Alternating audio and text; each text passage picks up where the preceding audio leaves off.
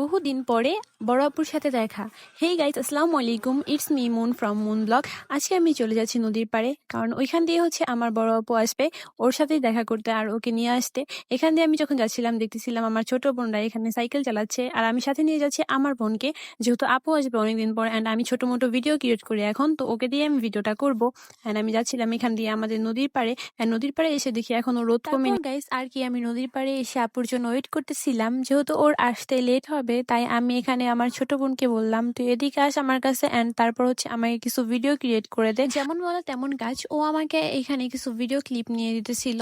And আমি কিছু video clip নিতে নিতে ওইখান দিয়ে আমার আপু চলে আসে, অ্যান্ড আমি ওর কাছে যাই। বহুদিন পর ওর সাথে দেখা হয়ে আমাদের দুজনেরই খুব ভালো লাগে। এখানে তো দেখতেই পাচ্ছেন আপু আমাকে পেয়ে খুবই খুশি, আমরা দুজন এখানে খুশিতে পাগলের মতো লাফাচ্ছিলাম। এরপর ভাবলাম এখান থেকে আমাদের দাঁড়িয়ে না থেকে কিছু ভিডিও ক্লিপ নেওয়া উচিত, যেহেতু অনেকদিন পর দেখা হয়েছে। অ্যান্ড এখানে আমরা কিছু ভিডিও ক্লিপ নিতেছিলাম, অ্যান্ড ভিডিওটা আমার ছোট বোন করে দিতেছিল।